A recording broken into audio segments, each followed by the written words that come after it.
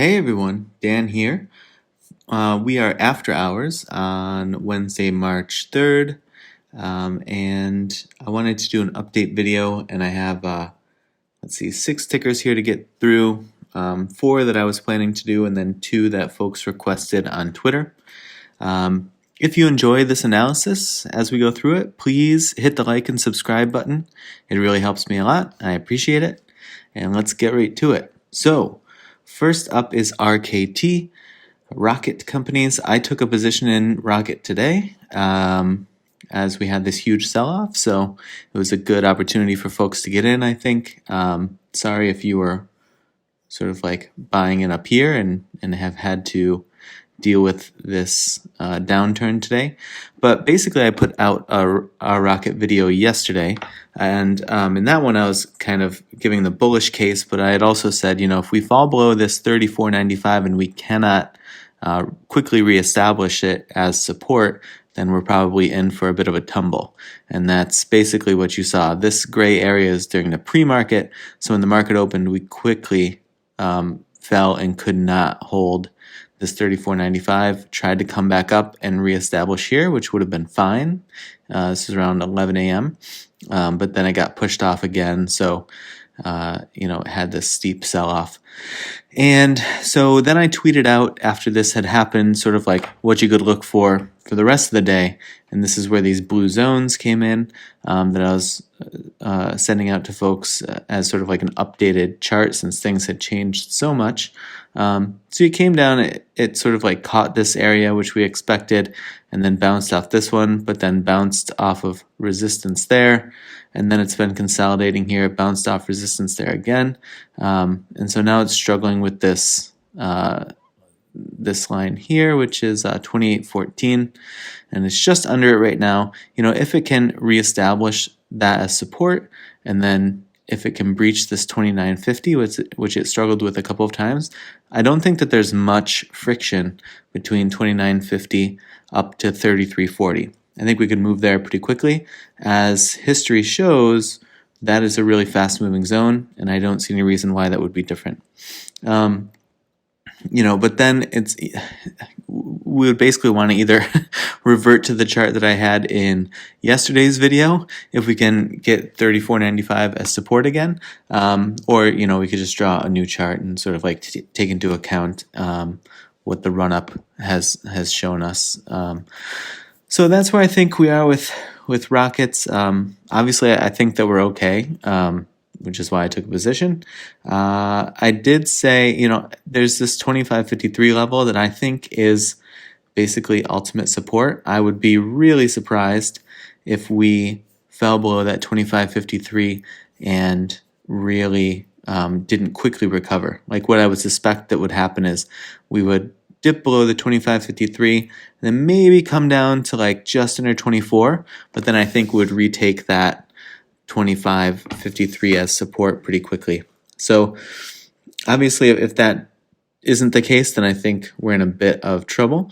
But if you're holding and or looking for an entry point and we do dip below that 25.53, I think what your thought process should be, or at least what mine will be, is we want to pretty quickly recover and get back over 25.53. So that's Rocket. Palantir. Palantir has been a challenge. Well, let's get back out here. So, what I have been saying all along is that there's this like major consolidation zone, which now you see it's like having a hard time even getting up to it. This is on the daily chart at the moment. I do have this stop loss down here at 23.33, and I did activate my stop loss today. I don't think it hit it. I actually haven't checked, to be honest, but it doesn't look like it would have gotten through to it, so probably still have my position there. This is a heck of a nice candle, so that's good to see.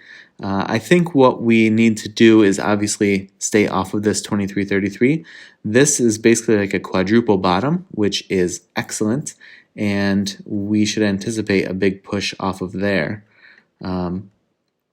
I mean, obviously it's hard when the NASDAQ and therefore a bunch of growth stocks are just getting slaughtered across the board. You know, this isn't a Palantir problem. This is a growth stock and tech problem that the market's having right now. So sort of keep that in mind as we go through here. But after hours, it's holding up really well here. So potentially, you know, we're putting in like a bit of a bear flag. I'm sorry, a bit of a bull flag here. I'm so used to all the bearish activity. I'm putting in a bull flag here, which means that we're going to break out of this like triangle that's forming and pump up even further. Now that we're above this 24.28, that's actually a really good sign. So I think a healthy move, to be honest, is coming back down and testing that 24.28 and then jumping off of it and using it as a springboard. I think that is honestly our best opportunity to start making moves back up to this consolidation zone. And then really, if we can push off of this consolidation zone, I'm telling you, we don't really have much friction to get back into the 30s. So we're only, you know, a couple of like good days away from being back at 30, which sounds crazy. But, you know, first thing is first, we need to hold this 24.28 zone. And then these zones that we drew in the other day sort of like take effect. You know, I had said, this is 2 days ago now, but I had said if Palantir couldn't sustain itself over this red box, that we were going to be in trouble. And what you saw is it fell through the red box and it just couldn't get back over it. And then it had a steeper fall that's continued through today.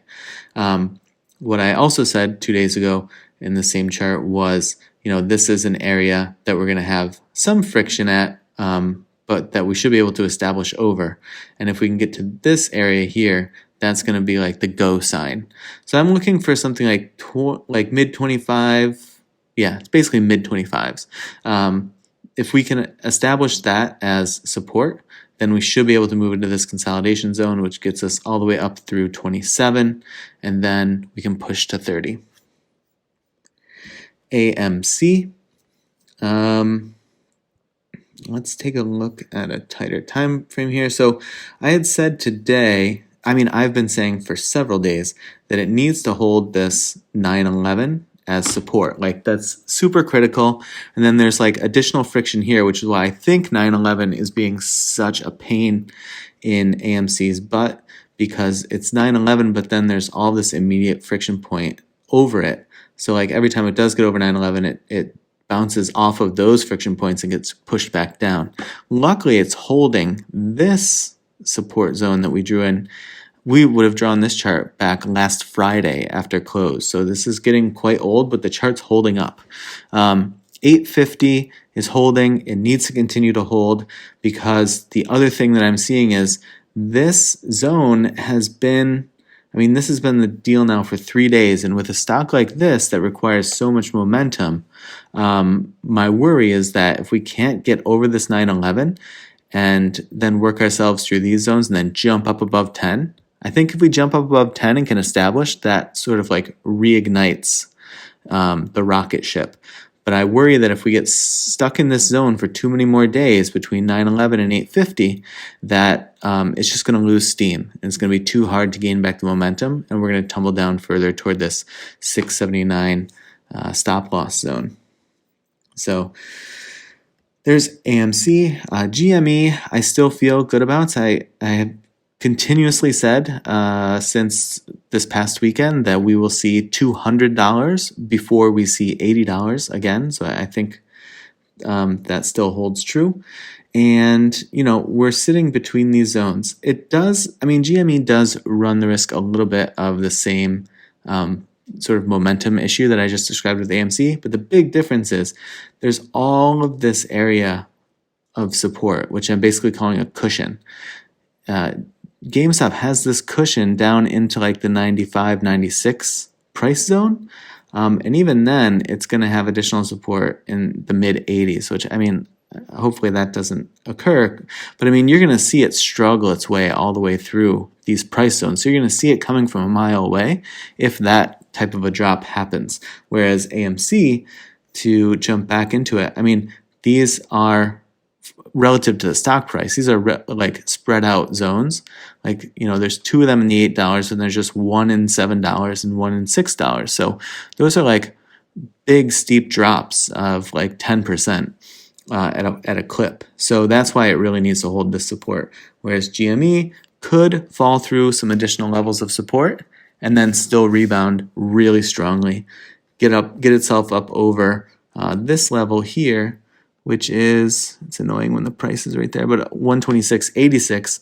We get that as support, and we should be able to fly into the 140s and then work our way into the 150s. NIO. NIO is getting the full slaughterhouse experience. So this is my updated NIO chart. The red line and the red box are the only new things. All the other stuff still stands from what we had drawn in before. There's these heavy friction zones here, which is obviously proving out to be the case. There's a lot of challenges for it to move up at all in this zone. There's a ton of selling pressure. Now it is sitting basically on this 41.38. This was my previous bottom level of support. So I also had put in my stop loss for NIO today, and I don't think that it hit it, but I could double check. And so, I see here that if we fall below this, I wouldn't hold below that cut loss zone. But if we got into like this 38.23, that to me would really be like my cut loss if I felt like holding further and giving it a little more room to breathe. Because then I think we run the risk of falling into this red box, which would be just devastating to people, I think. Like high 22s all the way up to 35. So to be fair, it's a wildly big range price-wise. So it's a little bit like, of a crappy way for me to present it. But it's just such unknown territory. If it falls below this 38 level, that's this could be a really quick fall, in my opinion, because it doesn't really start to catch any support, I don't think, until it gets like right about here, right about 29. So I think you could fall through the 30s really easily if 38 can't hold. So be careful with NIO. There's a ton of resistance to get back up. So it's going to be a challenging road to get back to this $48, $49, which is really when we would start to be a bit more in the clear. And somebody had asked me to take a look at HCMC. I don't trade the OTC. These are really, really low cost stocks, and they're very volatile. So take this for what you will. But here's what I saw when I looked at the chart. I think that, after this recent push up and you've retraced back like all the way, and then started to push off of it again today, I think that I would expect that this zone here, which is, you can see the price there on the right-hand side. These are fractions of a penny. But I would expect that this is like my, for certain, stop loss at this point. And actually what I think happened here, and the reason that I put this box over here is I think that it had this big push up, and then I think it retraced back down to fill that gap, because if you see what happened here, it fills that entire gap that was left in this area here. So we came down, filled the gap, now we're running back up. Now there's another gap to fill here, so you might run right through this pretty quickly. And then you could be sort of like off to the races. And you probably don't have a ton of friction until this first blue line here, and then the second blue line here. And the good thing is when you're in those zones, you're getting close to this high, so it might just sort of like be gaining so much momentum at that point if there's a lot of activity and volume coming in to this stock that could sort of like carry you through. So I hope that helps. I hope everyone is surviving these challenging red days okay. Keep in mind, like, there's no shame in hitting your cut loss and having your money either sort of like available for really good dips in stocks that start to show a recovery, or to shift it over to other stocks that are performing well. Or to some of the tickers that in a video that I just put out about tickers that you can play when the market is in a downturn. So these are things like UVXY, VXX, SQQQ, but you can check out that video and that'll give you some ideas. But don't be ashamed of closing a position. In my experience, there's all this anxiety around closing it because it feels like such a failure. But then after it's closed, I feel so much better because I just don't have to think about like the hole that I'm in with that stock anymore, and I have some money left to rebuild. So it's just a part of the deal as we're trading these stocks. All right, the video is long enough, so please hit the like and subscribe if you enjoyed it, and I'll see you next time.